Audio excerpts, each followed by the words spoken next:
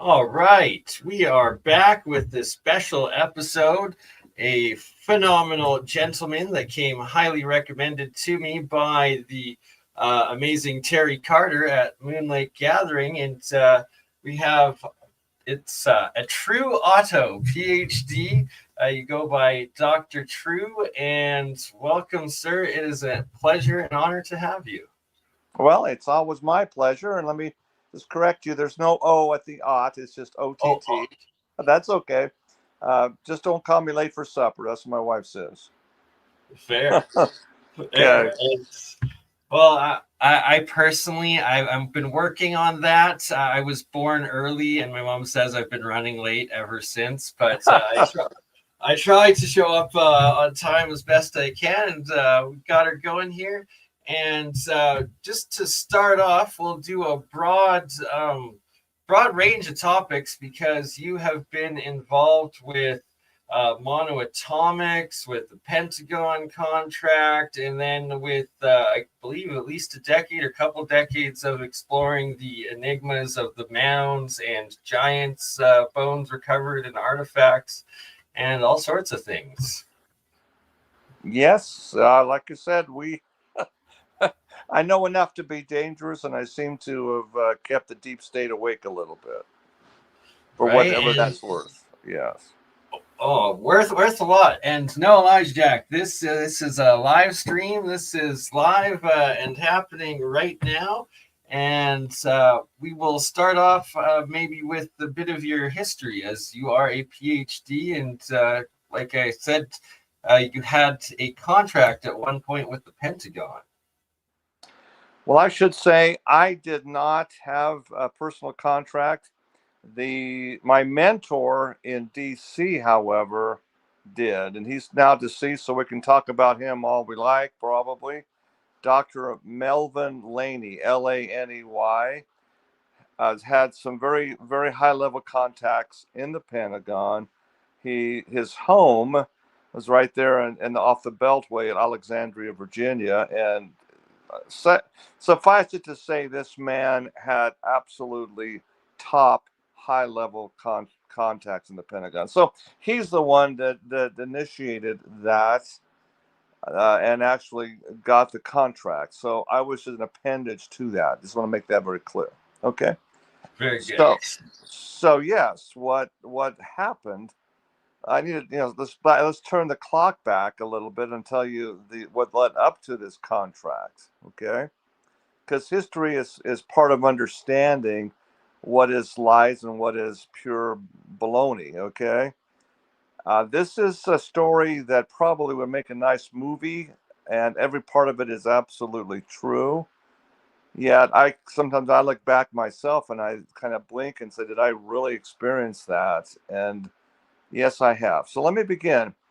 Starting in 1987, so you turn the clock back to that time, I had what is now called hypokalemia. Hypo meaning low, kalemia, blood potassium. In fact, I was dangerously low in blood potassium to the point where I actually, in my business, walking across the carpet, I collapsed, and I remember just having my nose eat the carpet, and then I looked down on my body laying on the floor, and then I went extra dimensional. That's the best way to say it. Some people call it an NDE, near-death experience. I don't call it anything, but my memory of that day, 1987, is something I'll never forget. I did go into a different realm. I did go into a place of greenery, of harmony, of flowing water everywhere, literally. And I met people that or energies, I guess you could call them. They weren't really people, but intelligences that I had never known before. My grandfather, who passed away when my dad was 14, I met him. In fact, I'm given his first name Alma. I go by A True, but Alma was his name. I was named after him. I met him and had a nice interview with him. I remember looking into the water, the flowing river and streams, crystal clear, and seeing massive, what looked like either huge rainbow trout or steelhead or large salmon. But I was, being a fisherman at heart, I was anxious to find a fishing pole and go try and catch them. And my grandfather looked at me and he said, "Well, it's catch and release only here, and you have to go talk to him, the fellow on the hill." And I looked up, and here's this gentleman riding bareback on the most magnificent white stallion that I've ever seen. And I'm a horseman too. I trained horses at the time of this experience. I loved, absolutely had an affinity for horses of all kinds. And so I made my way to this horseman on the hill, and I was focused on the horse because it was just absolutely the most gorgeous animal I've ever seen. Just absolutely flowing with perfect proportions. And again, the communications in this place was not like we're talking right now. It's, you just know when you look into their eyes, it's communication. They're just telling you, it's thought processes, if that makes sense. We Like weren't really, telekinesis. yeah, we weren't really speaking. We were just communicating. But the rider said, "You really like my horse?" And I said, "It's absolutely gorgeous." And then the rider dismounted, and to my amazement, the horse turned from a shining, almost blinding white to the opposite, dark, shining, black, shining in the most beautiful luster of a black horse could. And then to my amazement, this horse began to change color. It went to a dark bay color, to a sorrel, to a gray color, and shimmering back and forth. I was just amazed. It was like horse of a different color, for want of a better expression.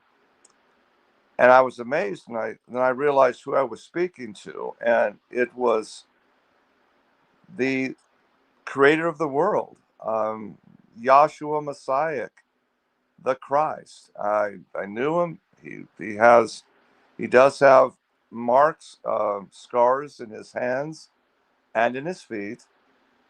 And I had an interview with him, a very powerful interview, because I was told that this was basically a sleep state, and that everybody that ever lived would be, goes into this state of existence. Our intelligences are eternal, and they're as unique as our fingerprints and our individual DNA. That's what is so amazing. All the billions and billions of individuals, human beings, Homo sapiens, whatever you want to call us, have a unique fingerprint and deoxynucleic acid DNA signature. And if we can't agree on that, we might as well just not talk about anything else, because each person is unique. Every person that's ever breathed air in this world has unique connection to your creator. And that's what I learned that day. Wow. When you pass away, when you go extra dimensional, your energy does leave your body. Your soul energy, which is unique in its frequencies, goes to another dimension of time and space.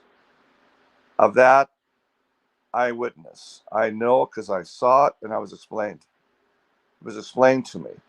Now, that does not mean, however, that this intelligence will go to live with the Creator in a harmonious afterlife. And I've explained that the key to that is just simply not working for it, not trying to be the best person, but just developing a relationship with that Creator. That's what's key. It's not about religion. It's not about a dogma or a church priest or whatever telling you. No, it's relationship wise. He I explained to me. absolutely love that. Sorry, I just had to say I absolutely love that, and I fully relate that it's about creating your own sovereignty with our creator and creator consciousness and source, right? That's exactly what I was told, and I hadn't gotten that, and he let me know because I was missing that, and he let me know very clearly that where he would go in the upper, and there's multiple heavens, one of a better word. The Bible talks about 7 heavens. I believe there's probably much more than that. I don't know for sure how many there are, but there is a place where he dwells, where this high intelligence of creation dwells. And he explained to me, because I had no relationship with him, that I would not be with him in the eternities. And then I felt something that I've never felt before. I have since, but before that time, there's something called love. It's an overpowering sensation of just acceptance of being one with him. And that's what we hear the script all the time. God is love. Well, yes. Christ, God, Father, Holy Spirit, it is love. And when you feel it, you can never explain it. It's beyond human words to actually give. So it's I can just tell you that it's an energy field and a sensation, a frequency that just engulfs you, and everything is okay. Everything is all right. And then I realized, well, if I can't be with him in that love, it's a terrible robbery. And I demanded, I said, that's just not fair that I just didn't have a chance to experience that and fully develop it. I passed away much too early. I was in my 20s. And I was like, I guess the best way to describe it, what I felt is like George Bailey in It's a Wonderful Life. I want to live again. I want to live again. No, I don't want to be robbed. And long story short, I woke up in the back of an ambulance with a sheet over my head. And the EMTs, which were friends of mine, actually, I knew them pretty well. I remember coming out of anesthesia. Stay with us, True. Stay with us now. Stay with us now. And they picked up my heartbeat where I was flatlined before. And they explained to me that I was flatlined for a good 50 minutes. And 50. yes, 50. It's in my medical record. Over Wow. 50 minutes. They actually gave me 7 of those big electrical jokes, to get your heart beating. And after the 7th, they don't do an 8th. They said they were limited to 7. And so they loaded me up in the onto their gurney in the back of the ambulance, and I was flatlined still. So the next thing was, well, 50 plus minutes, I should be brain dead. And my wife, Right? bless her heart, says I am brain dead. So I'm, I must be. I would argue that, but your wife definitely has more experience, so I will not debate her. I had to, there was damage to my heart. I've had some valve um, replacement things going on in the last 4 or 5 years. The cardiologist team that looked at my records, they said, this must be a typographical error. 52 minutes? No, that must be 5.2 minutes. I said, no, that's what they told me. And they said, well, you should have brain damage with with that. And I said, well, tell that to the biblical Lazarus. Okay, he was dead for 3 days. I can tell you that the creator of the earth, the creator of the universe, is not limited by science. I'm just going to tell you that. And they looked at me like, whatever, okay, well, let's go forward. So, did I have an NDE, near death experience? Absolutely, most positively. Do I talk about it to a lot of people? No, I really don't. In fact, this is probably the first podcast where I've actually, I don't know why I'm telling you this. Well, I appreciate you opening up, and well respected, sir. So this is the background of leading to the Pentagon contract, because at that point, when I came back to myself, they had the blood work up, and they said you have virtually no potassium in your bloodstream. So they immediately began an IV drip where it's not saline solution, it was more potassium. And man, did I have like, wow, I'm back. At this time I could reverse dunk a basketball. I played collegiate basketball, and I thought I was in, semi-pro athletic shape. I actually worked out with Pistol Pete Maravich and the Utah Jazz when they first moved to Utah. So I mean, wow. And by the way, Pistol Pete Maravich died of the same thing, hypokalemia. He just dropped dead after a workout. So it happens. It happens. And I was so fortunate, so blessed to get that IV drip in me, and I was like Superman, in the phone booth. I was ready to go. I'm good. Everything's fine. Um, the hospital didn't really want to release me because it just happened. But hey, I'm a businessman. I had a business ship to take care of. I have, a $1 million business I was working, and I had to go take care of business. I needed a ride back because I rode to the hospital in an ambulance, and I wanted to get back. And so I called up a friend. He came and picked me up, and that's what happened to me. This was 1987. However, the potassium level still kept going down. For whatever reason, I could not assimilate potassium in my food. They gave me horse pills, large pills of potassium. They did absolutely nothing to me. I ate bananas like King Kong to get the potassium. I couldn't absorb it. I had to go in regularly for a potassium drip, like every 30 days. And it was not, I didn't want to be like that the rest of my life. I just wondered why in the world my gut was not absorbing potassium, a critical electrolyte. And that search to find out why, to fix me, led me to Dr. Linus Pauling and my friend Dr. Melvin Laney in Washington, D.C. In fact, for the record, it was Dr. Melvin Laney who introduced me to Dr. Linus Pauling, two-time Nobel Prize winner, and the fellow who wrote the book on minerals. All right? So Dr. Laney and his referral to Dr. Pauling was intrigued with my ability to write, to express verbally thoughts. And he said, if you would like, I'm looking for someone to teach about the right form of mineral supplementation and the 21 essential minerals, not just potassium now. There's 21 minerals, 7 times 3, that Dr. Pauling explained are critical for the human body.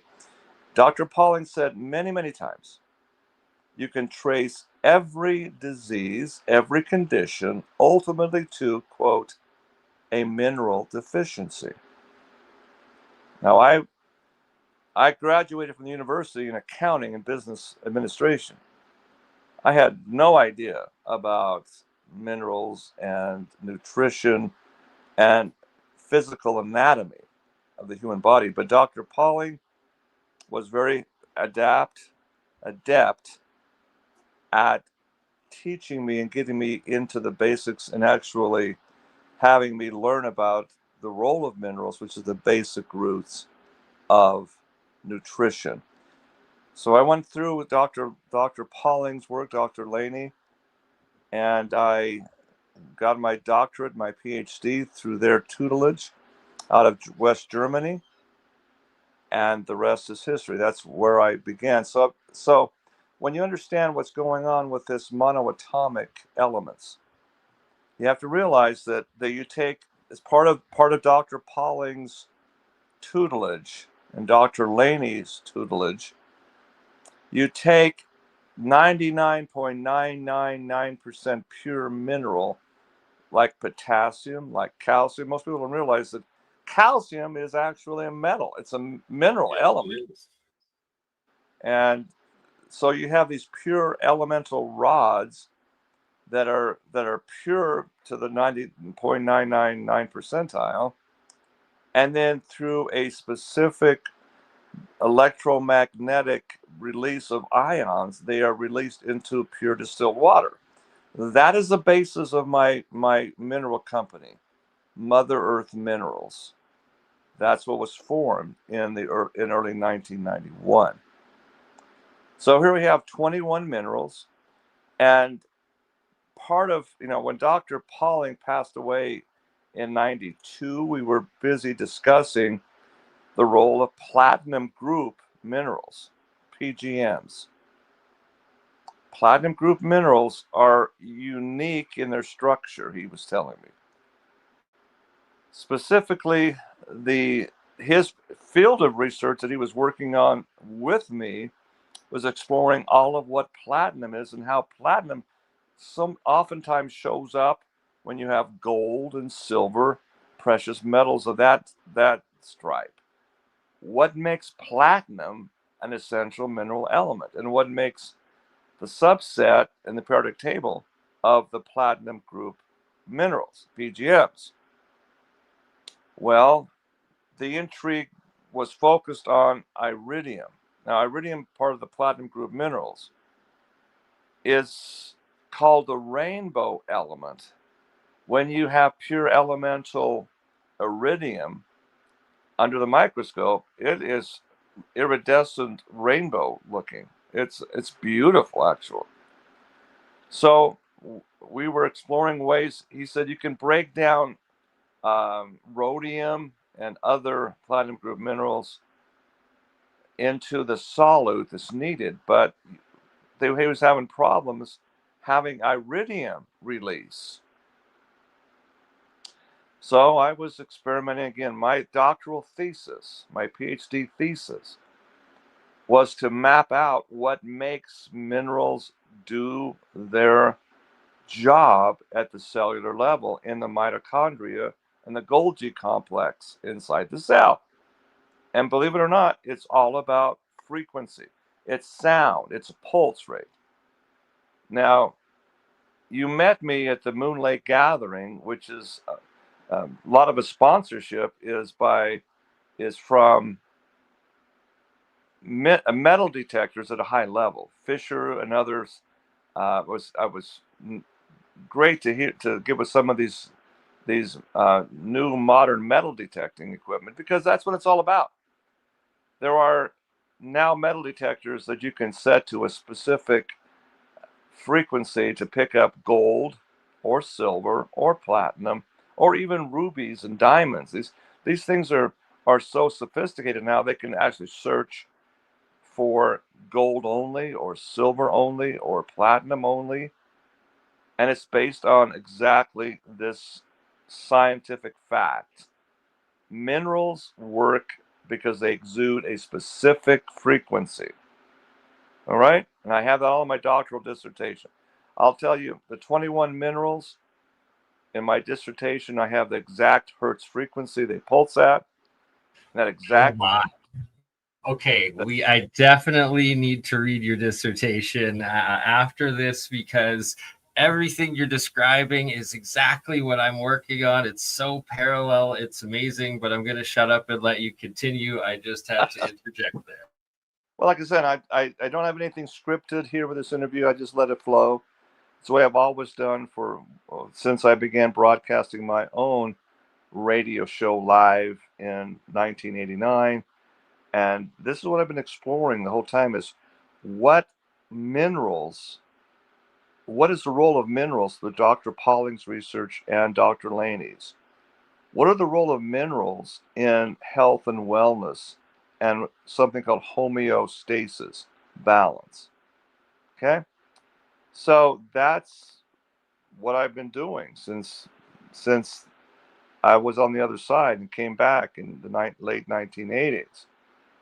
For whatever it's worth, I'm very quiet about it. We can talk for hours about when you start putting out pure healing is when you start getting targeted and arrested by the powers that be. Now, I don't want to be censored off of YouTube here or do anything, but that's just a fact that happened to me. Dr. Laney and the World Naturopathic Health Organization that we founded told me up front, he says, if the more efficient your nutritional healing is directly proportionate to the amount of opposition you're receiving the powers that be. And yes, when I heard that, I didn't believe it. I thought it was conspiracy nonsense. I trusted the FDA and the powers that be, that it was all science is good. I'm pro-science, pro-science, pro-science. I didn't believe that would happen, but let me tell you, it did. I was arrested, shut down, my work confiscated, and I was charged with a class 1 felony. I was not convicted of such, but I was arrested. And it was a nightmare. So I choose to do what I do very quietly. I don't try to make a big sensation. I don't want to be a Fortune 500 company. Dr. Laney told me that's not what it's about. Dr. Pauling, the same way, said the same thing. Just help people that need to be helped, and they will come to you. So whether it's divine inspiration or whatever you want to call it, and you help those people, and that's all that you should focus on. Well, now I'm 65 years old, and the story is all in an unpublished book manuscript. A lot of it needs to be told now. That's why I'm sharing this with you in this podcast. It's an amazing story. It absolutely 100% of it's true. And so let's turn back. Now that's the basis of it, okay? So when you ask about the Pentagon contract, please, I'm sorry if I went around the barn a long way here. No, this is amazing, and it gives good context. Okay. So in trying to get iridium rods to release into the pure water and have them be the way of distribution under the tongue, sublingually into the bloodstream, which is what every other mineral I do does, right? Lo and behold, we tried different things, different alchemical processes, aqua regia, other things, and acids, trying to get it, because iridium was like holding on to its stuff pretty jealously. It wasn't releasing the minerals, wasn't releasing its ions, its angstrom particles, angstrom-sized particles, 1/1000th of a micron, named for Johann Angstrom, the Swedish chemist. That's the key to this: angstrom-sized particles binding with hydrogen ions. Okay, that's a nutshell. That's it, all wrapped up in one tight nutshell. So iridium rods would not do this, but as we bathe them with frequencies and different strengths of aqua regia, other alchemical means, what happened is unique. These rods began to grow. Like you see those chia pet things, Oh yeah. You put chia seeds in the water and they start to sprout and grow little chia hairs. It's like that. these iridium rods were growing like fur, like some kind of white substance growing around these rods. So I would take and lift the rod up, and with the credit card, I'd scrape it off and put it into a vial and bathe it again. And 24 hours later, it's another bunch of fur growing. I call it fur for want of a better explanation or a verb for it. Okay. And before long, I gathered a plastic quart container of it. And I began to look at it closely. I said, no, wait a minute. I know enough about quantum mechanics and physics to be dangerous. Here's a substance that occupies mass and space in a container, yet it has absolutely no weight attached to it. None. Went from a quart to a gallon glass container, then to a 5-gallon. I had this powder all in this container. And I'd weigh the container, an empty container with the lid, with a very, very sensitive chemist scale, and get the exact poundage and to the micro ounce. Add the material, and it doesn't change. It fills the mass and space, but there's no weight to it. So in mechanics, quantum mechanics, it means this is occupying a very high spin state. Only way you can explain that phenomenon. And as I would, this is what's amazing, as you would shake it like like a maraca, just shake it, put it on the scale, the actual weight of the container became less. Now that I couldn't explain that. So and what you're stating is parallel to what David Hudson originally described in some of his experiments. But sorry to bring him up because I know that you've got some controversy with him, but I just wanted to bring that one parallel. Well, surely, yes, and I appreciate that. He was getting his research, nothing from I submit that it wasn't from himself. He was looking at quantum laboratories and what they were looking for. Dr. Hal Puthoff and others were describing what it would look like if it was truly exotic matter. Now, believe me, David Hudson, his work and his writings are and were scientifically accurate. But, and I, as I was trying to figure out what I had here, and looking into high spin state monoatomics, I came across him and his monatomic gold, and I bought some samples they sent, and they just flat out didn't. They occupied mass and space, but they were definitely heavyweights. They were weighted. Okay, it didn't fit the description of exotic matter. I'll leave it at that. Okay. Was it a different form of gold? Probably, but it did not fit the exotic matter definition. Flat out didn't. Okay. And I sent samples to the laboratory that Dr. Laney was involved with in Washington, and that became concurrent. In fact, I don't want to be negative, but it was more towards lead, PB, than AU gold. Now look at the periodic table. Look at lead versus gold. The difference is one simple little electron. Okay? It should be easy, for the alchemists of old to take lead, which is, pretty common, alter that one electron, and ta-da, you have gold, AU. So I just wonder if that, and I can't speak for Mr. Hudson, but I would think he's trying to find the philosopher's stone and try to turn lead into gold. And I don't know. I think that's kind of what he was looking for. I'm just, again, that's my opinion. Not, I don't know if that's true or not. That's just my opinion. But I regress. We need to go and look at, so we have this weightless white powder. So I sent it off to Dr. Laney in Washington, D.C., and he did whatever high-level analysis he does.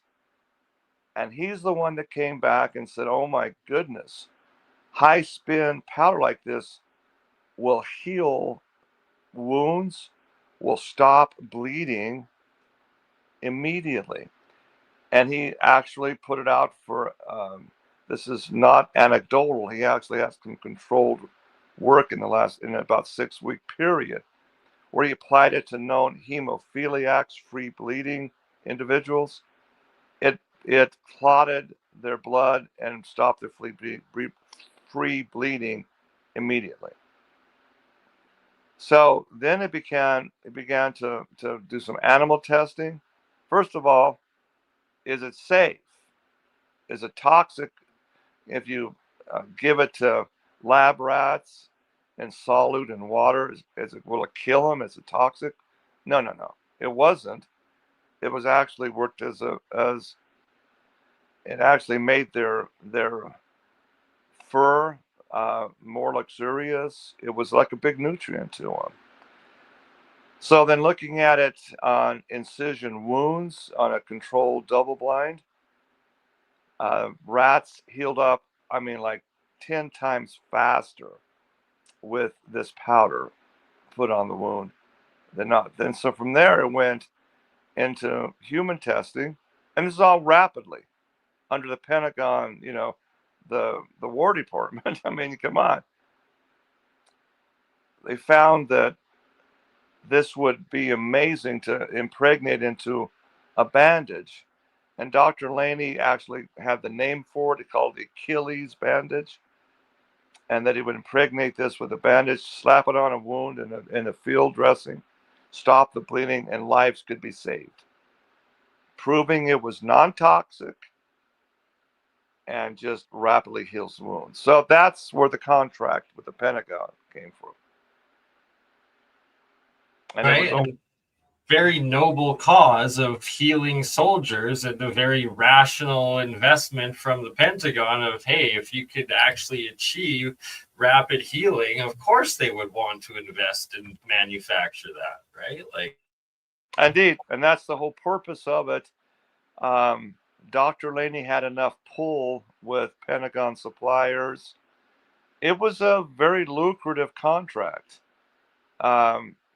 I'm a simple kind of guy, and when you throw around millions, that's pretty big for me. But no, we're talking about bees, hundreds of bees.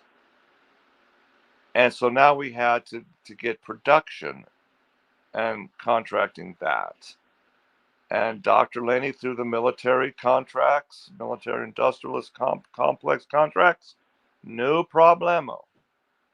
We went in big time with a secure facility.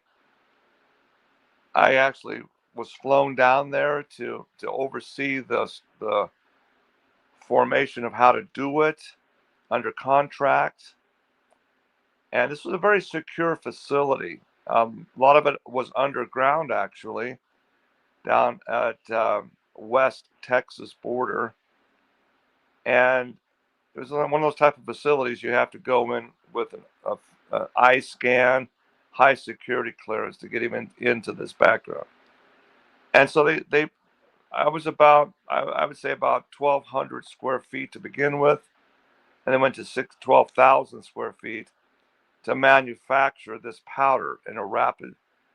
They had to get the iridium rod secured and all of that, and it was top priority for the Pentagon.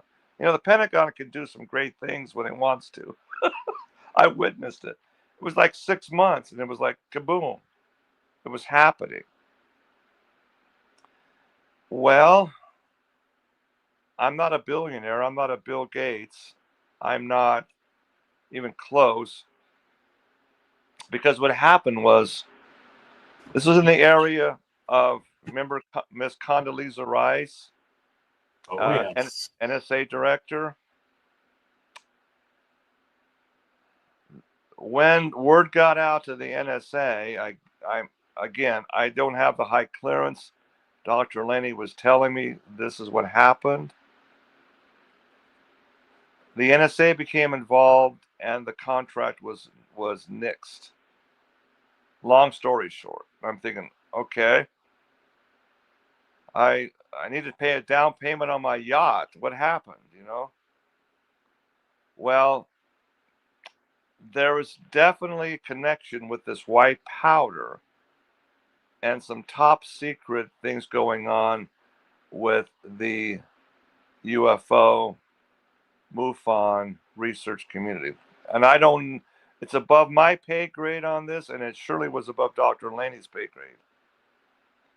But what he's able to kind of piece together, there was a UFO crash, allegedly, now, right, in New Mexico.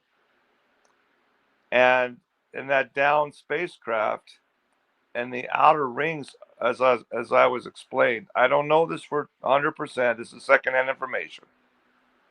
Their hazmat suit people came out because they were putting in samples of a weightless white powder that was somehow energized in the flying object's exterior circular structure, allowing it to go extra dimensional.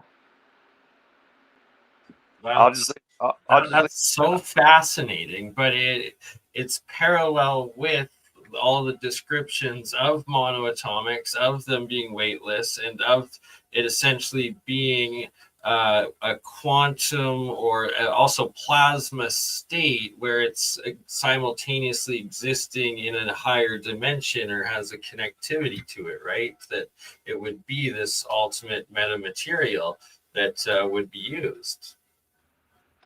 Yes, and so for whatever reason, it was not to be used as an Achilles bandage to stop bleeding, to heal rapidly. That's the end result. Okay, so wow, I'm just like, okay, good try, easy come, easy go, right?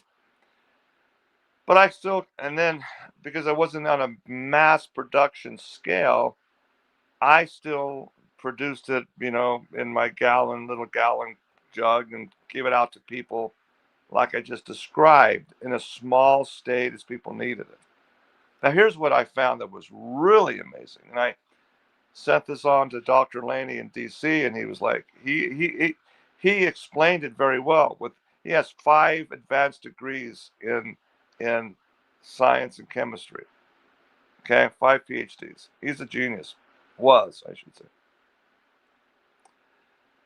He says that makes all the sense in the world. We tetrahydrocannabinoids in their bloodstream, THC structures, which is delta. They look like delta molecules of THC, right? We found this right by accident. People that would test positive for marijuana usage, when this white powder was applied to them on external wounds, we're talking healing in literally hours. And I'm not talking about complete and total healing, not just blood coagulation. I witnessed this. A friend of mine, I didn't know he was a recreational marijuana user. He's a construction guy and really just an all-around nice guy, very mellow, relaxed, and just, the music scene type of thing. He was using an X-Acto knife cutting some squares on ceiling tile. And I was with him, helping him, and his X-Acto knife slipped and cut his webbing on his left hand. I mean, completely cut that webbing across. It was nasty. And it was gushing blood. And I said, well, my goodness, that's a multi-stitcher. Let's get you down to the ER. He said, no, just pack it in with your monoatomic. I called it ultimatum, That's the trademark name I gave it, ultimatum. Let's pack it with ultimatum, stop the bleeding, and wrap it up. And he had to go down to his home in Cedar City that night because he had a graduation to attend. It was in the spring of the year. Well, his name is Brad. Brad wrapped it up, hoofed it down so he wouldn't, miss his graduation requirement. And he told me he would contact me, and it's a workman's comp thing, right? And tell me how bad the stitches were and this type of thing. He comes back up the following Monday. This happened on a Friday, early, late morning. He comes back up, and my friend, the contractor, Jeff, well, Brad, how's the wound? He just laughed. He says, I didn't want to tell you on the phone. I wanted to show you. And he showed me his left hand. No evidence whatsoever of that nasty wound. There was not even any scar. My friend Jeff, he about passed out. He looked at me like, what? His jaw dropped, and he said, I got to sit down. I can't believe what I'm seeing here. And that happened not only with Brad, but with 5 other people with massive wounds that healed, within 24 hours. And it's just revolutionary. Like, this needs to be everywhere, but you're destroying big corporate pharma, thus the opposition, right? Well, you have to wonder why, cannabis sativa is so demonized. And please believe me, now it's legalized to some degree now, right? It's not given the stigma it was 20 years ago. But my golly, so when I'm a conservative Republican, right?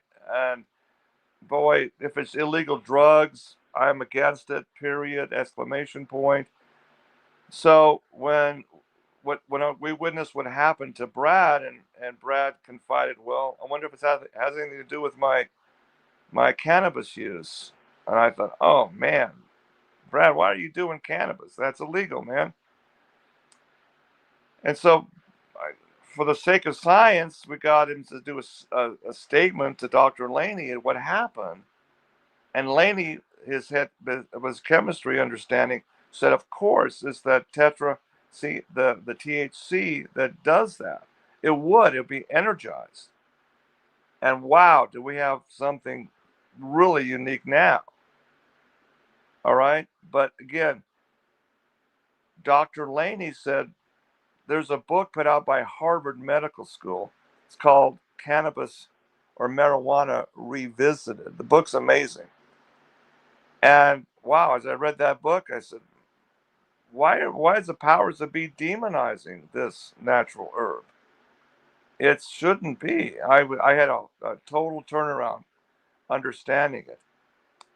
No, in fact, the very Latin name, cannabis, sativa. Cannabis is Latin for human flesh, right? If you eat human flesh, you're a cannibal. Cannabis is human flesh. Sativa means to fulfill every need of. Really? Wow. Satisfy comes from the sativa. So we get the English word satisfy. If you eat a full meal and your hunger is satisfied, everything's good, that's where satisfaction guaranteed comes from. Sativa. Cannabis sativa literally means fulfilling every need of human flesh. So when I see this, I start digging in and researching what in the world is happening. And then I began, again, you've all heard of Henry Ford, the founder of Ford Motor Company, right? Of course. Do you know that Henry Ford was doing big inroads into hemp, also known as cannabis? Hemp. I only do because you told me this at Moon Lake, but I'm going to let you tell the rest. Henry Ford, there in Dearborn, Michigan, planted hemp instead of corn. Okay. He was looking at alternative fuels also. Okay. Met corn fuel, which we're doing a lot of with today. Again. No, he actually, check this out if you don't believe it, listeners. Henry Ford in Dearborn, Michigan, and his chemists they built an entire vehicle completely out of cannabis, out of hemp. I mean, we're talking about axles. We're talking about rubber for the tires. We're talking about engine blocks. I kid you not, completely out of cannabis. I should say hemp. Hemp fuel, biofuel. Have you ever heard this story before? Not to this degree, but like I have heard of how now they're currently using hemp in building materials, and it's making some of the strongest bricks and fabrics and all sorts of stuff, right? So it proves true. It was suppressed for over 100 years. Yes, and this was his really far-reaching vision of what hemp can do, because as he explained he put out this in a book that I found, a research booklet that was been censored like crazy, because again it goes back to DuPont and plastics and U.S. Steel and all of that big Fortune 500 companies now.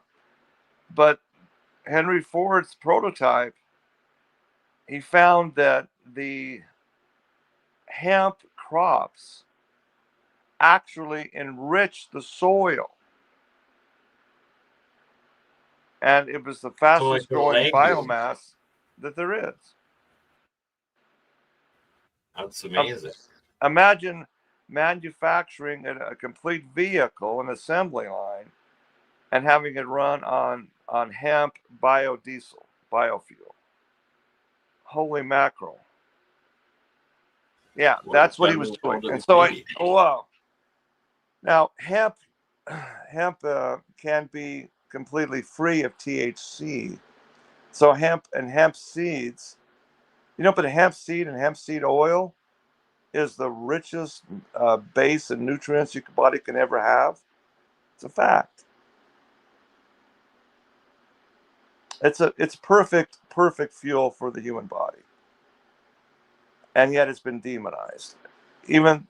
Hemp that's grown commercially in Canada for decades, right? Hemp oils, hemp for fabrics, etc. Wow, it's absolutely has no THC in it. It's THC certified free. But there are just, it's again going back into the different strains of the cannabis seed and the plant itself. So, wow. I uncovered this and I said, well, isn't that interesting that the powers that be stopped cannabis sativa, the substance that's natural, that supplies every need for humans, human flesh, I mean, everything. And I began... It's in the root word, as you just explained. That's mind-blowing. I had no idea. Yeah, a lot of people, that's why we're, if on any podcast, if I can make people think and say an aha moment, I think we've done our job. And that's what I try to do is, and again, I don't want people to just to take my word for it, because I have a piled higher and deeper, designation behind my name. Okay. Just research it yourself like I did. And I'm stunned when I dug into what really has been hidden. And I was one of the worst. I was prejudiced against these, Cheech and Chong type of people that smoke away their livelihood. I was against marijuana usage. I really was. But I trusted my friend Brad, who told me, well, he said, True, I I've had having so much problems with my marriage, and I'm suffering from depression. Doctor gave me some antidepressants, and man, it messed me up. Made me feel just outside of my body. But man, my friend, my musician friend, gave me some good stuff to light up and smoke, and man, it has balanced me, and I feel like I can cope. My response to Brad was, "But Brad, it's illegal, man. You're going to go to jail if you're caught, and maybe worse." He said, "Well, I'm going to risk it, but it makes me feel like I can balance and cope." And I respected Brad enough. Yeah, I respected Brad enough to say, "Well, let me research it for you and tell you where you're wrong." Okay. Because I thought maybe it's a gateway to harder drugs and all this stuff. No, all the science shows it's nonsense. So anyway, that's my history of that, going back, combining the THC with the high spin iridium and seeing what it does for healing. Holy mackerel. So that's the story of the Pentagon contract that didn't materialize. Right, and literally God's path that put you on that, from a near-death experience to talking with creation to then discovering through your experiences and journeys and scientific research that God's plants of marijuana, of cannabis, and hemp are wrongfully demonized by the same individuals that are profiting off of it, selling these antidepressants and all of these other quick. They're never cures. It's just a quick fix, always, right? That always have dependencies attached to them. They can't ever have a cure for anything. Yes, and in fact, look back at the history of America, our founding fathers. And here's when I uncovered this, I was like, holy mackerel. Hey, shout out Terry Carter watching. Sorry, I just had to interrupt. We see Terry in the chat. Hi, Terry. God bless. Terry's one of the good guys. I mean, he's one of the pure hearts in this world. I love Terry. So shout out to Terry. Okay, so look back at history in 1776. You realize something that is not taught in your history books? Who was the big power in the world in the 1750s to 1776? The United Kingdom, Great Britain. I mean, the Royal Navy went all over the world, right? Do you realize that these massive ships, because of the salt corrosion of the sails and the rigging of these massive ships, they had to be replaced about every year to 6 to 18 months because they would start to rip and rot. The material that went into the ropes and the rigging of the sails, canvas from cannabis, hemp. Wow. Hemp. And there's not very many places in the UK to grow and harvest hemp, but the colonies were the massive place. Do you realize that there wasn't just tobacco in Virginia being raised, but places like Mount Vernon and Monticello of Thomas Jefferson were primarily hemp plantations? Are you kidding me? Why? We are not taught this at all. We are not. And I found that out, and I was just like, oh my heavens. The paper that the Declaration of Independence was signed on is hemp marijuana paper. Okay. Wow. That's mind-blowing. I found all that out, and I'm just like, oh, leave it to the powers that be that just don't want people awake and alert, man. I'm telling you, it's sad. Yeah. Luckily, we're transitioning into a new age, and the lockdowns really had a reverse effect. I feel that it's woken up a lot of people to the reality of the clown world and how pretty much anything official, the exact opposite is usually true. Yes, well said. Yes, and it's people like you, and back in the day when I started doing radio in 1989, we were pretty limited. There was no technology to do podcasts of this nature and to connect. So I cut my teeth on talk radio. I turned down a very lucrative syndication contract with Clear Channel in the early 90s.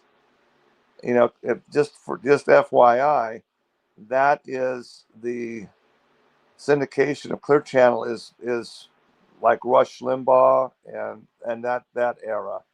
Coast to Coast Radio, okay, with Art Bell, was actually broadcasting out of Pahrump, Nevada, and following my lead of the Story Behind the Story radio show. Just by the way, just BTW, okay. I turned down the syndication and a $300,000 signing bonus because of one reason. They would have power to censor my content. No way. I do radio because I don't want to be censored. I'm not going to put up with it. And exactly. And yeah. thank you for stating that, because it's getting more and more well known that those personalities that like appeared as the freedom speech have in fact been censored and controlling the narrative for a very long time. Exactly. And yes, I had very, very high ratings in my little I broadcast out of KSUB radio in Cedar City, Utah, and they rebroadcast it in the late night when you have more power amperage. I'm not sure how that works. I had fan mail from Hawaiian Islands, for heaven's sake, coming out, broadcasting out of Southern Utah, KSUB. We talked about a lot of this type of thing, about Area 51, about strange lights in the sky in Nevada, Laughlin, southern Utah going into southern Nevada, all of this. We talked about things that the mainstream media just would not or could not cover. And that's where I began doing it. So what I'm getting at is now thousands of people have free speech being exercised, for better or for worse, for good or for evil, through podcasts. It's just a proliferation. And I'm happy to see that. It's good, in my opinion. It's what the First Amendment is all about. So, yes, listen, I may not agree with some podcasters, but I will die protecting their right to broadcast, because that's what makes us free. Right? And it's what's been missing, and we need open public discourse and debate. There has to be a platform to actually discuss and come to consensuses and rationally speak on ideas, right? It's like the dictatorship and the false fake sciences have been destroying society, and this is what's needed, and it's the only way, and it's an amazing thing, and it's what's letting us hear your amazing story. Well, yeah, thank you so much for that, and thanks for having me on as a guest. You heard me burn through what, an hour, An almost an hour? hour Can and I a keep half? you for a full second hour? If you would like, I can go. Like I said, you're the leader. I'll just follow wherever you lead, and we'll go from there. Okay. All right. Well, we will continue then. We'll try to do a full 2 hours, but try to go into some of your giants and stuff. But before we go to that, can you see what I have on screen here? Do these resemble the type of crystals that you were able to make on your iridium rods? It looks like it's in an aqueous solution liquid. Yeah, it's It distilled water with salt, and then that's a 24 karat gold bar that's been covered that has these growing off of it. interesting. No, it doesn't look like that because we're talking about it actually being not an aqueous solution. It's actually in the air above. It becomes like a dry Oh, powder. okay. I got you. I see. Interesting. So, I don't have pictures of those, but I know what you're talking about, and you're saying it was more like hair and fur that formed on it. Well, yeah, it's interesting that you're hitting that with 24 karat gold.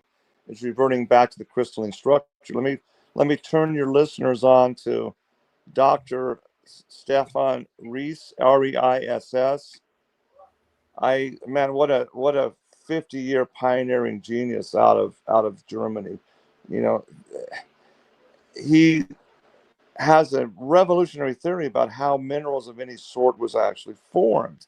And I have to agree 100% with his thesis that water in the form of what's called primary water, which is water from the deep inside of the earth and deep, is coming up and under pressure, piezoelectric pressure with crystals of quartz, primarily other forms. That's what makes the mineral elements from gold, silver, platinum, on down the line. It's that water. And it makes all the sense in the world because what is any element on the periodic table? Number one element is hydrogen, H1, right? Yes, It's a sir. gas, very lightweight gas, but hydrogen reacts and forms hydrogen bonds that form every other element on the periodic table.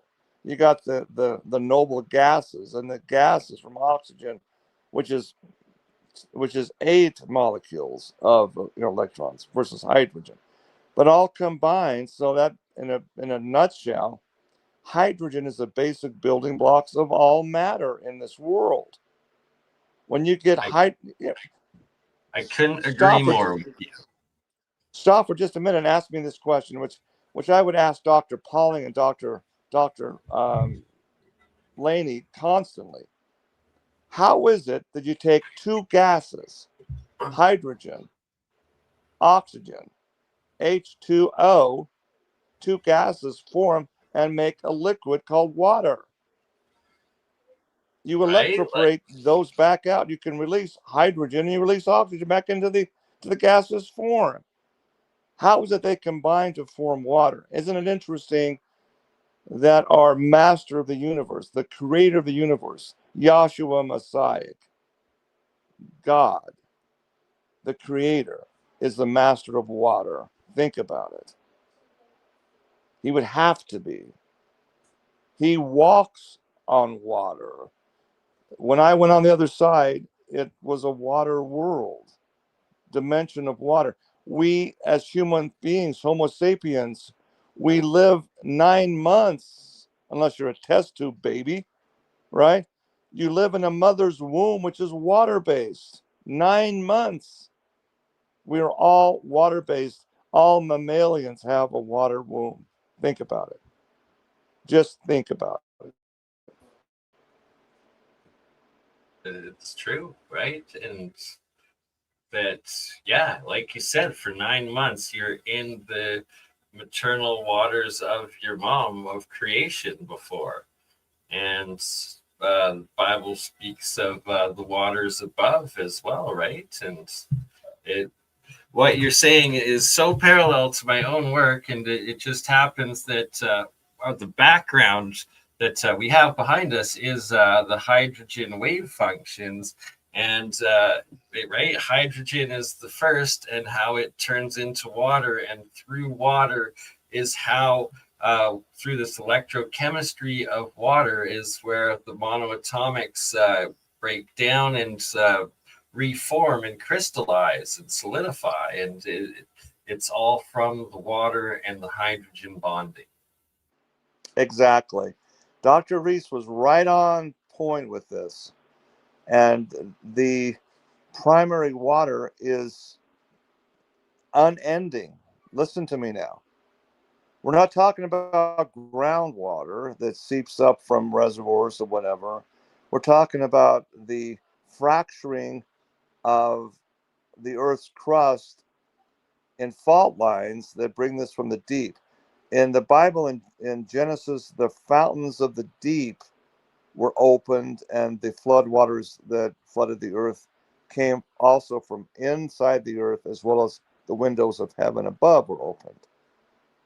That's what we're talking about here. Water, primary water being fountains of the deep.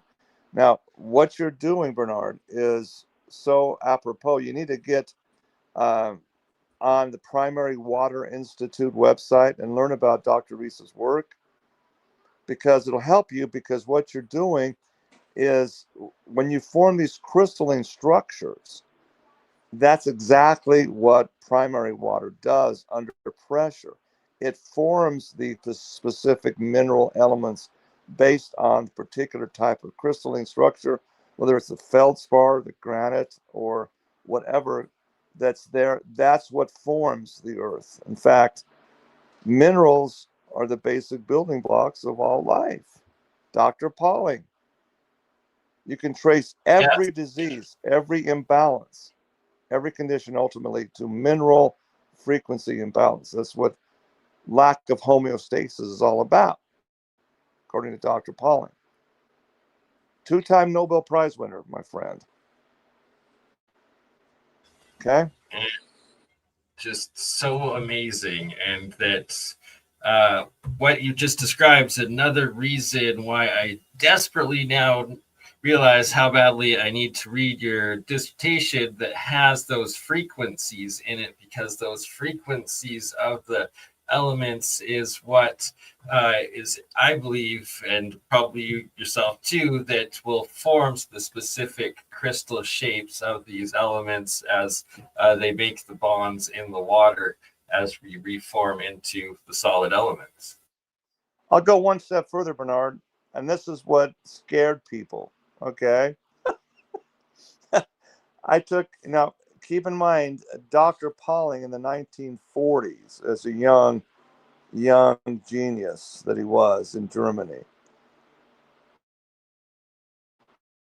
his dissertation, and I'll send you his too, okay? Because I just build on his work. All right. My title of my dissertation is Harmonic Frequencies. His was simply frequencies.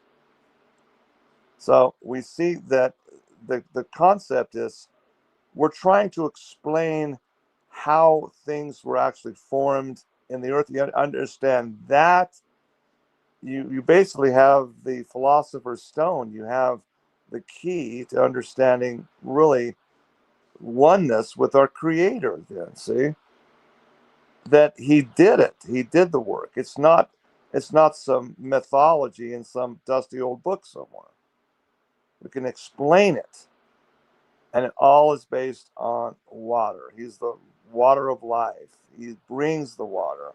He forms it, the building block of hydrogen combined with oxygen, O2. See, that's what it's about. So when you follow Dr. Reese's work and the parallels to see that everything crystalline forms in the earth, whether it's a gold or a precious metal, whatever that may be, then it's formed also into the human body. You know, I did in my various lectures and teachings that I've done worldwide. It's simply this: we are simply, our bodies are composed of what? Minerals, a handful of minerals, and water. That's all we are. You know, if you take out, there's hydroponics now, or a new science of taking care of dead bodies. Okay, instead of cremation, it's aquamation. You actually put and go your flesh goes into water, back into the water, and your bones, which is your basic hard mineral crystal structure, remains, right? Well, man, I've seen the process. When you look at the effluent coming off of a body, it's just powerfully rich nutrients. You know, it's the best plant fertilizer that you can give to plants. Period. It's Miracle Grow times 10. Right. And so when these minerals, it's the ionic state that it's called, right? So it's a monoatomic element that is then ionically bonded in with water. That is what you're talking about. And so here's like my regular lettuce plants that I was growing with regular water. And then this lettuce plant, although yes, it's in seed, so are some of these ones sprouting, but it's that it actually grew to 6 feet tall. And this was the leftovers of giant leaves. My dad was amazed. We had over 30 salads off of this one plant this one summer that after watering it with that ionic gold silver water, that it was able to grow this big. And it just goes to show how it all works, and that it is the magic key to longevity, health, and God's creation, right? The fountain of youth, essentially. Yeah. Don't get me started on that one. but yes, it's absolutely correct. I mean, Ponce de Leon, the Spanish explorer, was looking for the mythical fountain of youth. And yes, the right primary water is embedded with that powerfully. And I'll leave it at that. I won't say too much more about that. And show one more. So here is a picture of the same. This one's just pure ionic gold water that I froze as ice cubes. And every time it does these exclusion zones of the clear areas of water and then the bubbles in these specific fields. And that ionic water, depending on the elements, keeps the memory and actually does the structured physical structure showing even when you freeze it. That looks like the vortex of the energy field interdimensionally everybody goes through upon death, by the way. Amazing, right? Very interesting. And so here's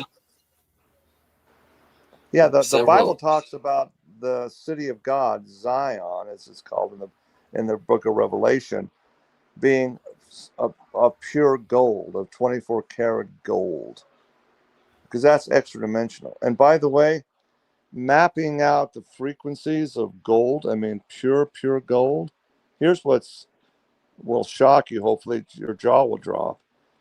You can map out that frequency pulse, and it superimposes almost perfectly over the emotion readout of an EEG of a woman or mother and her love for her child. It's mother's love. It's the most powerful force in the universe. That is mind blowing. This I need to see. That's amazing. So yeah, the my guy in DC was telling me during the reason why we really went into Iraq, okay, to stop Saddam Hussein. He had unearthed there in ancient Mesopotamia, aka Babylon, an ancient Stargate, and I believe it. It was structured in gold. It was a gold energy filled, an extra dimensional portal, for want of a better word. Okay, which is why we have the CERN super collider and everything else going on in Switzerland, right? They're exploring these extra dimensional portals, and frankly, they should leave it the heck alone, because that's where God rules, not man. right? And that is God technology. It was essentially the fallen angels or demigod technologies that were probably building these in the past. And it's that God has ultimate control, but below God is the demon. So it's like if you're able to access or use it, it's probably on a demonic level if you're not talking with God directly and have a positive divine purpose and like getting the message and the information from source is my understanding of how it works. Yes, and just yesterday, in fact, I was just I don't usually watch TV, but I'm up here at my place in North Idaho, and my granddaughters are watching this. There was a channel, American Heroes channel. I don't have it in my cable box down in Utah. AHC had this section on Adolf Hitler and Heinrich Himmler. Um, Hitler's what was it called? The title of it was Adolf Hitler's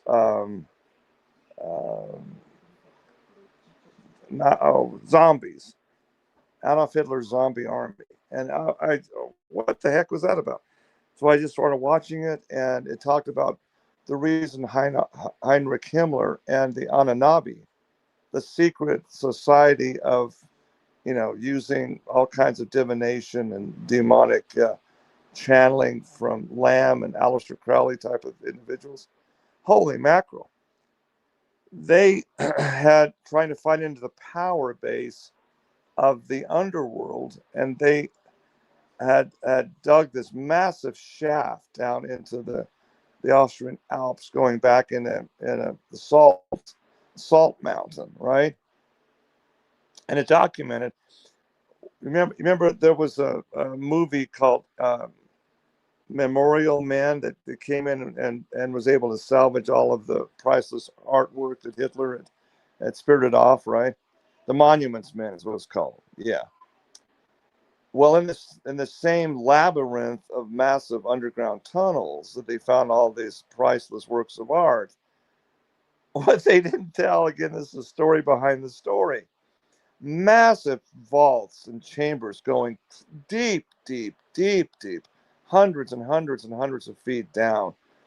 And they had uncovered these bones, skeletal remains of Nephilim giants. And they were red-haired types that they believed was the source of the Aryan power base. Imagine that. And they had been channeling this through the Anunnaki, the secret society there of Heinrich Himmler. And this is where they were getting their power base to control the world in the Third Reich. It's an amazing documentary. I was like, hello, makes all the sense in the world to me. Fascinating. And that there was, I'm not sure if you've seen, there was a bunch of videos also from Iraq, I believe, that got released before America went in, where supposedly they found like the tomb of Gilgamesh or something. But yes, it was like, yeah, and they still had like the flesh. They were in these all completely gold sarcophagi with all gold artifacts. It almost looked like a supercomputer sort of thing they were stored in, but like there was no sign of decay on them. They looked like they were just in a suspended animation almost. Ditto with what they found in those salt mines deep. And of course, it was classified above top secret. And that was part of what's called Operation Paperclip, bringing all these Nazi scientists into just paper clipping them into America in the university structures, not the least of which is Werner von Braun and the rocket, V2 rocket science, all of this. It's amazing, jaw-dropping when you see it unfold. What really aren't they telling? Okay. It would fill volumes, encyclopedias of volumes. Yeah. And it also explains a bit of Operation Highjump that went on right afterwards when they went down to Antarctica. Absolutely. One of my most powerful interviews, Bernard, was when I was talking about that on my radio show. I got a phone call from a family and down in Phoenix, and they said, "Oh, you come down and meet this fellow. He was a first lieutenant on the flight deck of Operation Highjump's aircraft carrier." Holy mackerel! Yeah, I hoofed it down there and met him, and it's all-American hero. He explained how he's being trained for the key flight task force, bombing force, to go into it, invade Tokyo, but the war didn't happen because of the H-bomb type of thing. He had all of the photographs and pictures, and this guy was a legitimate #1 guy. His flight coat, his flight jacket, had Operation Highjump sticker on, or patch on it. Okay. Wow, did he tell me a story? Now he says, I can't have this go public, but I will tell you if you give you a yes or no answer. He had signed a debriefing with the Naval Intelligence Forces, that he could not disclose in depth what he witnessed there in Operation Highjump. And he was very, very patriotic. He said, I will not divulge anything that I've sworn an oath not to. I take that very seriously. I won't, even though I'm in my 80s, I don't want to betray my trust of my comrades. I tell you what came out of that interview. He saw Foo Fighters. He saw these UFOs come out of the water and play with his planes of that era like a cat toys with a mouse. Extreme high technology. He knew, as being the flight leader, that they could have destroyed the entire fleet. They took down 2 destroyers already just to show what they can do. And they called off. They said, we don't want any more destruction. We don't want, if you press it, we will destroy the entire fleet.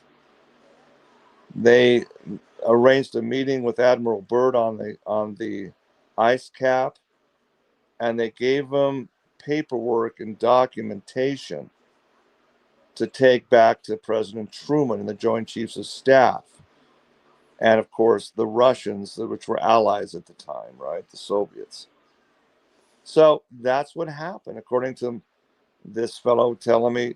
He says, I was one of the officers of the flight deck, and we were told just enough to say, be quiet about it. Admiral Byrd and his XO were taken, airlifted to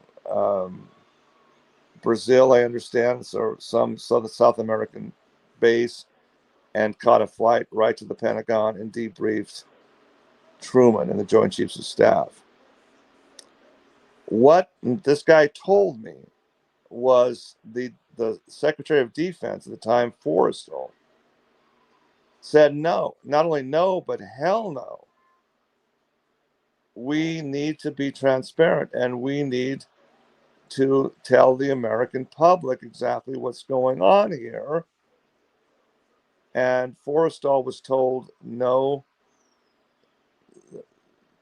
Americans, the world can't know the truth here. And he was told to be quiet.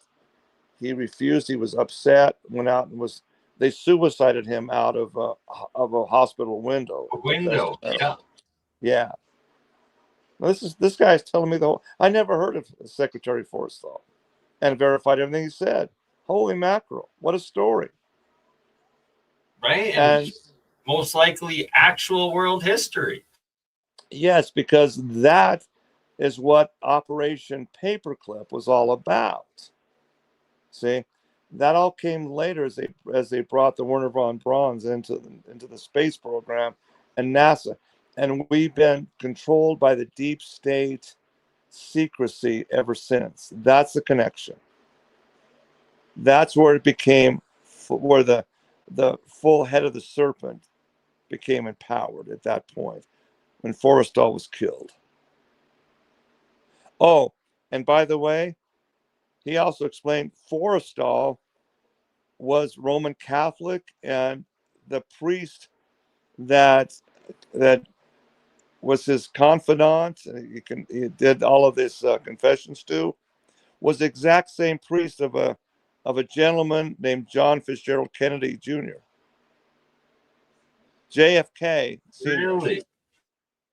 And that's when JFK took the oath of office. I think he finally was this Catholic priest who was now quite elderly, helped me connect the dots, and that's why JFK Sr. said no to the deep state. He when he gave his speech in Columbia, he says, we are, the very word secrecy is repugnant to a free and open society. And he vowed to tell the story of this very story we're talking about right now. And the rest is history. He was taken out of Dealey Plaza. Isn't that interesting? That is. And it makes perfect sense.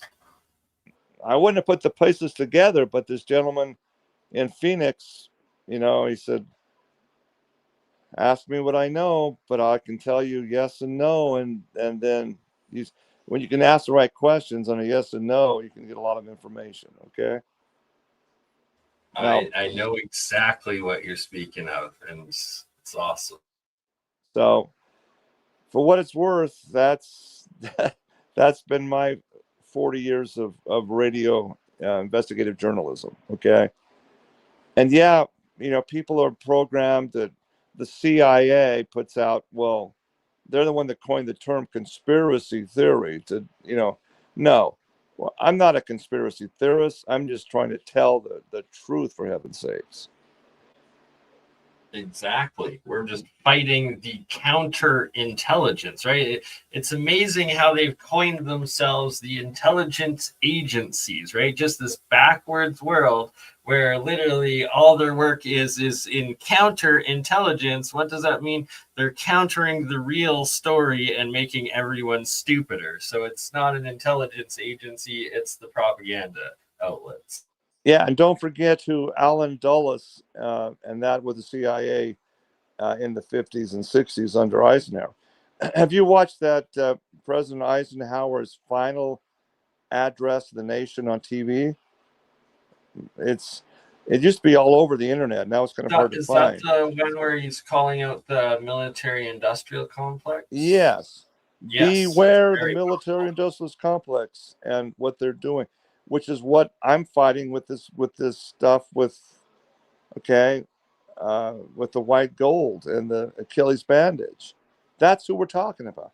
The military-industrialist complex and their unwarranted influence over university programs. Why would Dwight David Eisenhower, 5-star general, Allied commander of D-Day, career military man, why would he warn the nation in his final address to beware the military complex?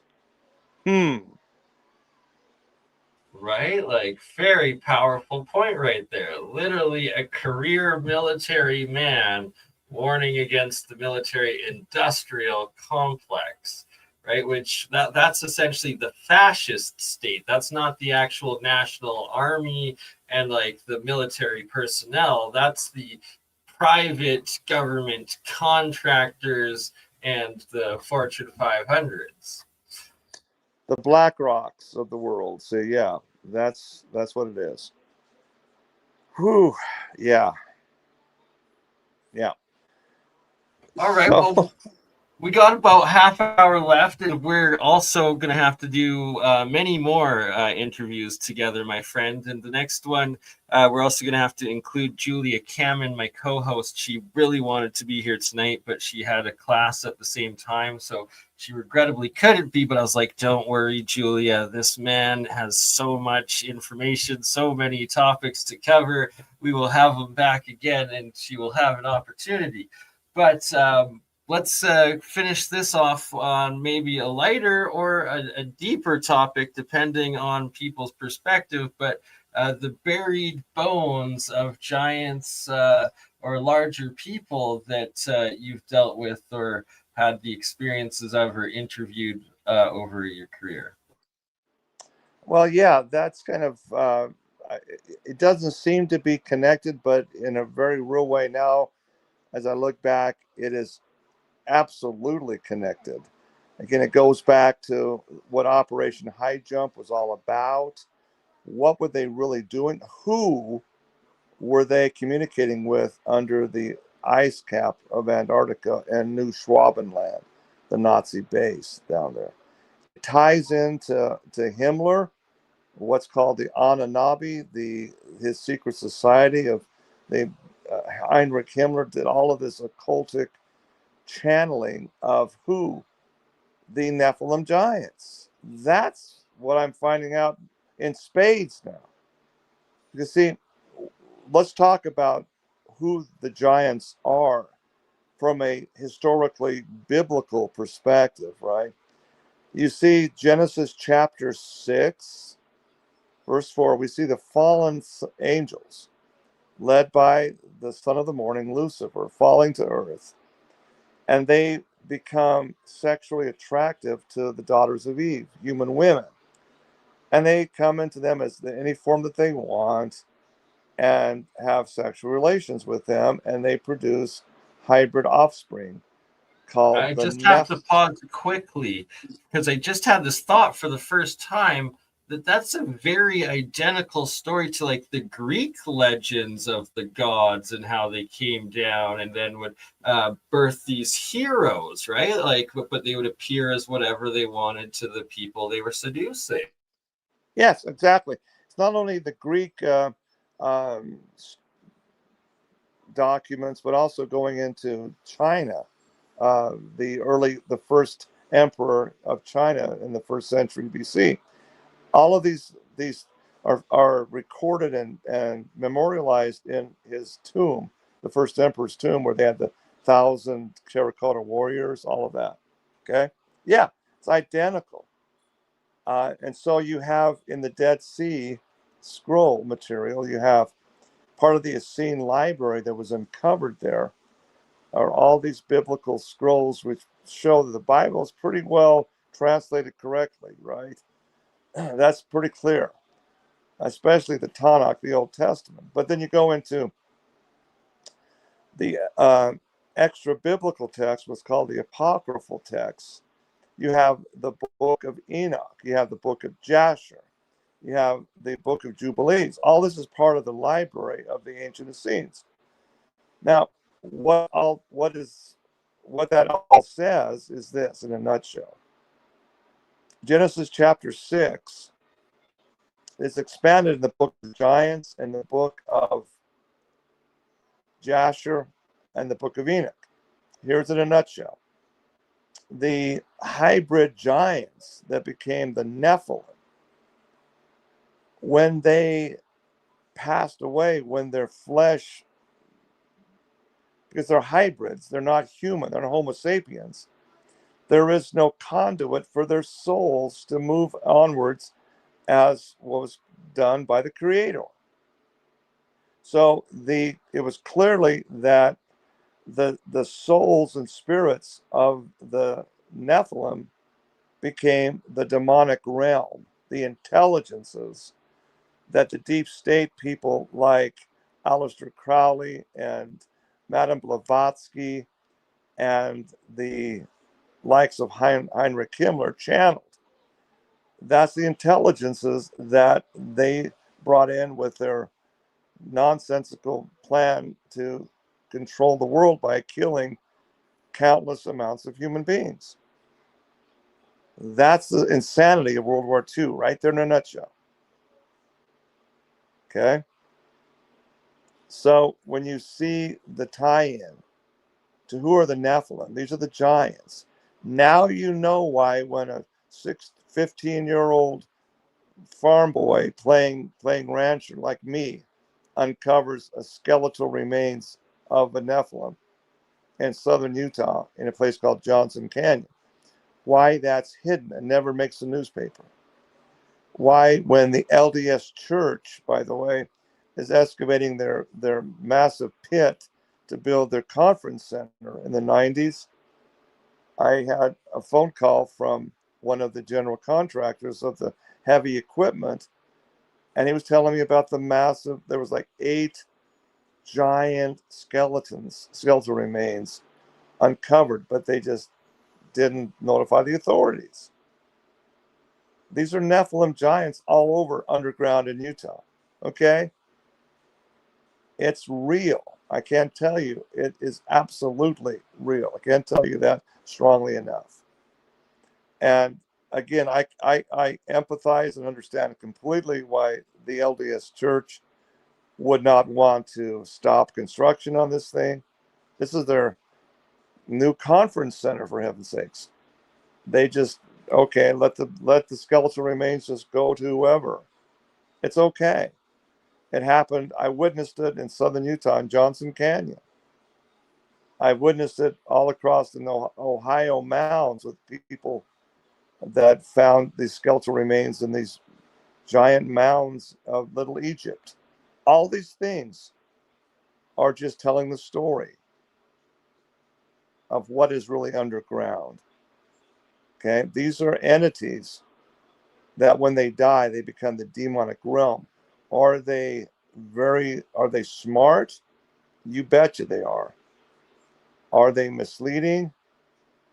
Yes, because they'll never testify of the truth of the creator because they hate the creator. They're against him. There's no salvation in their book for them. They're done. They're the offspring of fallen angels and human women. Now, does it all kind of start to make sense, Bernard? Oh, yes. What you're saying is very parallel in my own research as well. And we'll go deeper into my aspects of what I've found in the next episode. But for now, I'm going to let you continue on a bit more with what you have found. So, yes, if Terry's listening, hats off to Terry and this whole group of, how this gathering has expanded into what it is today from really literally like 5 or 6 men at first into 200 or so gathering, trying to find truth, trying to understand what are UFOs, how are they tied to certain paradoxical rich areas of mining of gold and silver, and more importantly, what's the tie-in to Sasquatch, Bigfoot, and the Nephilim? Is there a tie-in? Absolutely there is. Sasquatch, Bigfoot are extra-dimensional watchers and protectors. There might be one shot, but they're never one analyzed because they're extra-dimensional. They just aren't going to let themselves be analyzed completely because once that is, the whole secret is now untold, right? Is now brought forth. So here's a gentleman that his first name is Daniel. I don't know if he wants to give his last name right now, but Daniel was referred by Terry with the most amazing story of a modern giant skeletal remains uncovered in a very remote canyon in southern Utah County, northern Utah County, but southern part of it. And so I was given the assignment to basically check into Daniel's story and dig in to verify it and quantify it, because it's really kind of hard to believe if this is legitimate or not. It's quite a story. And so I was privileged to really dig in, research Daniel's story, follow it through, do a forensic analysis on the pictures themselves, and clear Daniel to present at the gathering. It's huge, with a capital H, huge.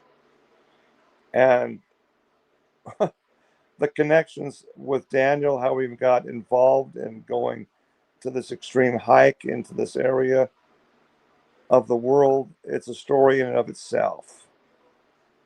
His mentor, who showed him, his work in there the last 50 years, oh my heavens. And the storyline, as they tug into it, here's what I'm going to tell you. Not only are the Nephilim real,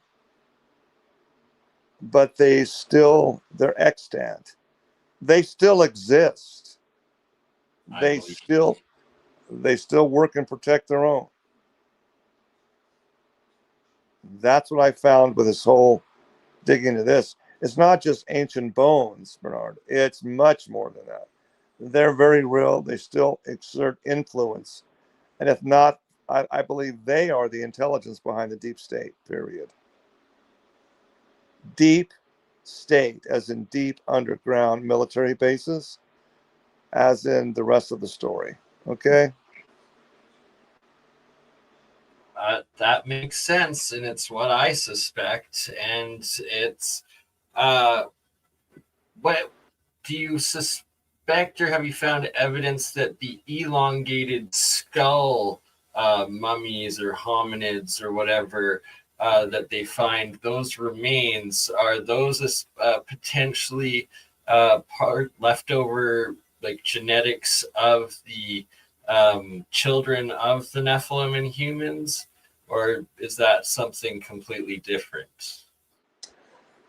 Good question. That's a great question. It's my opinion that Homo sapien local tribesmen, especially in South America, try to imitate the Nephilim that they were meeting with in the earth and extra-dimensionally by forming, doing the pressure. Cranial deformation. Cranial deformation. Yeah, I believe that's what they're trying to imitate. That it's not, it's tied to them, but it's not the children of them. Does that make sense?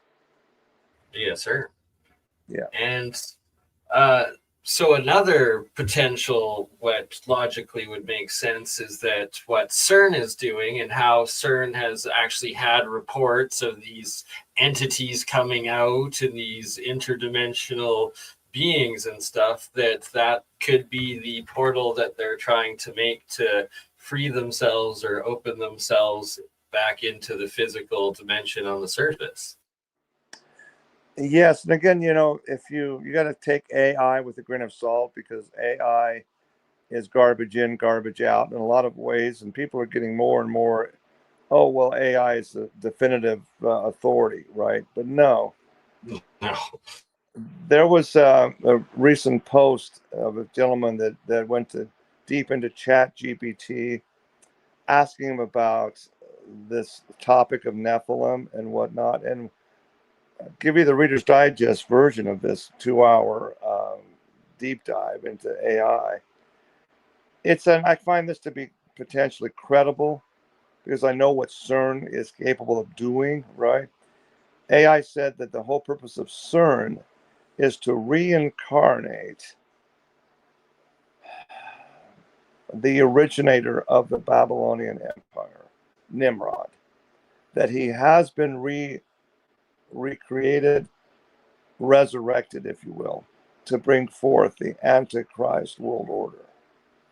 Now, according to the record, the first king of Babylon, Nimrod, the mighty hunter, was a giant 19-foot tall individual. He was Nephilim seed. Of course, we see Nimrod building the Tower of Babel. We see all of that happening after the flood, antediluvian world. We see the bloodline coming from Noah's son Ham.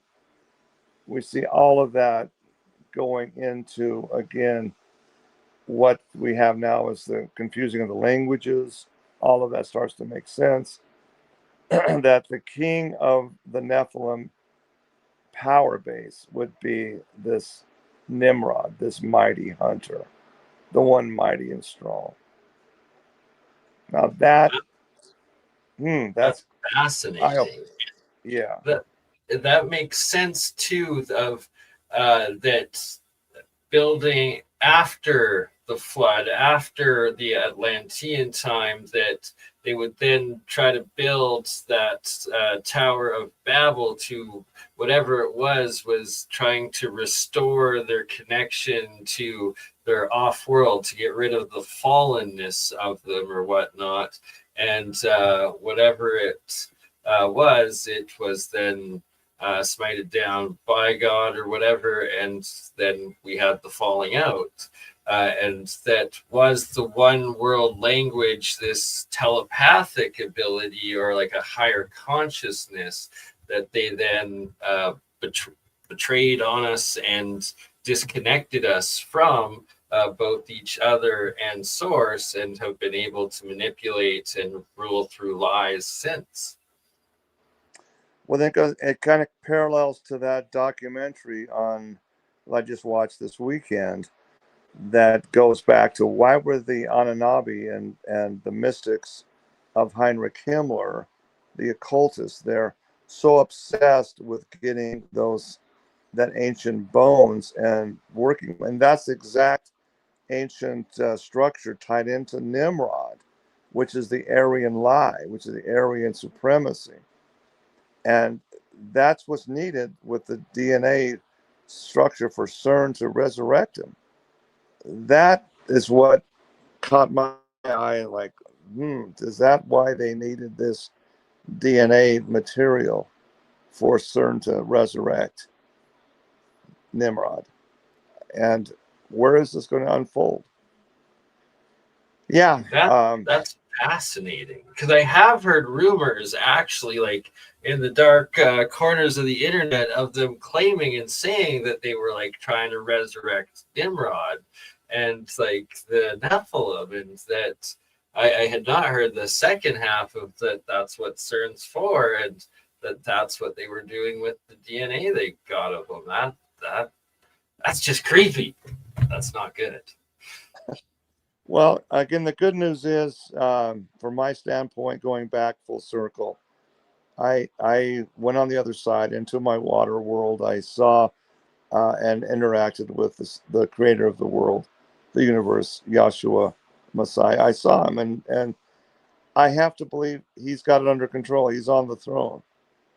And all this machinations of the Nephilim, it's all the comfort I get personally. It's all in the book of Daniel in the Bible. It's all in Matthew chapter 24. And it's all in the book of Revelation. It's all foretold what will happen. We don't need to worry about being out of control. We just have to put our faith in the one that has it all in control. That's my message of hope. Absolutely. And not just our faith, but our intent and our actions to make sure that the lives we live daily corresponds to God's grace and divine will of creation, that we do more good than we do harm, right? That we build off of all life and a better world, and not succumb to the demonic urges that are part of the duality that we all have as human beings. And well said. Yeah, it goes back into the simple phrases of the Lord's Prayer. He tells people to pray for these things. He didn't say to recite these words specifically, but here's the concepts he says to pray for daily. And I just said, it's simple, okay? Thy kingdom come, thy heavenly kingdom come on earth as it is in heaven. And to do that is simply one thing: thy will, his will be done. We have to be subservient to that will, and we have to be able to listen again through the connect of spirit and soul to know what that will is. Let it be done. And that's what I've been doing since 1987 when I had the experience.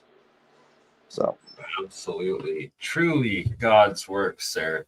And it's been an honor. We're coming up to the 2-hour mark, but right before we stop here, for all to see is your website for anyone interested. And I myself get lots of requests to sell my monoatomics and such. I am not doing that yet, but you are selling your mineral, essentially Ormus or ultimatium, is it? And are you still selling that, or what is it? We kind of have a hiatus on that because of the powers that be. So we have liquid ultimatium, which is liquid, which is the best. We've been allowed to sell that form. That's primarily the Ormus material in liquid form, but we can't. The story I just told you is not anywhere on the website for obvious reasons. Okay, just know that the ultimatium liquid is platinum group minerals, all platinum group, primarily iridium and rhodium with the high density power. Okay, that's what it is. And please, Bernard, get with my son Jeremy when you can tomorrow or whenever.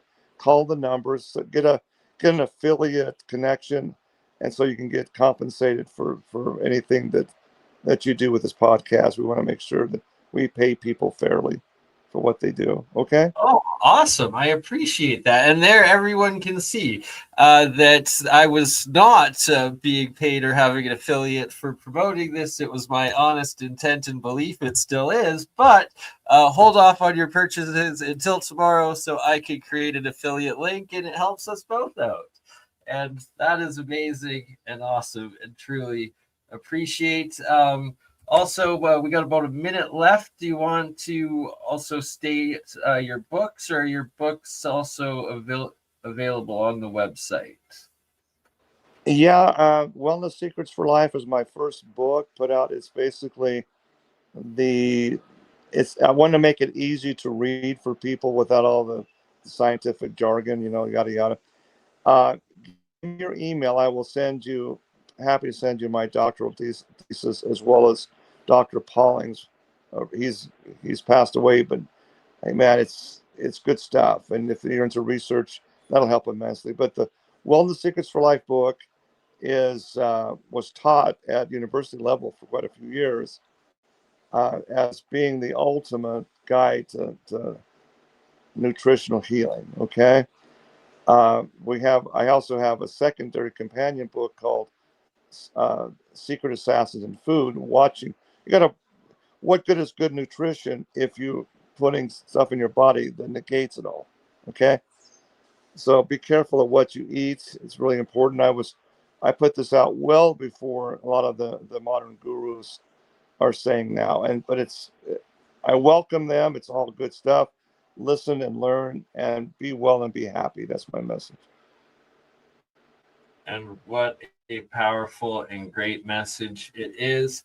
It's been an absolute honor, sir. The chat loves you. I love you. I say we because there's me, myself, and I. I've got Bert and Ernie that makes BurnEye as the extra camera. So on that note, amazing, awesome. I'm going to end it here, but please stay on for a minute afterwards so I can get your email contacts, and that we will do this again very soon.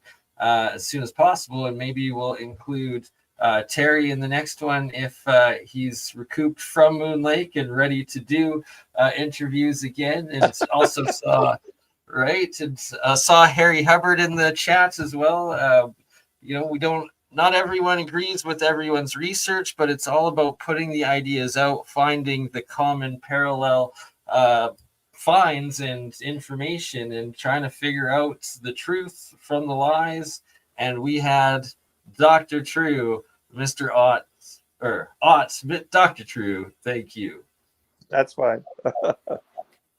Okay, Bernard, my pleasure. Be well, Godspeed, and we'll look forward to another interview soon. Yeah. Thank you, sir. Night. Thank you. You crazy mother. Yeah. It's just BurnEye. BurnEye just like last week, huh?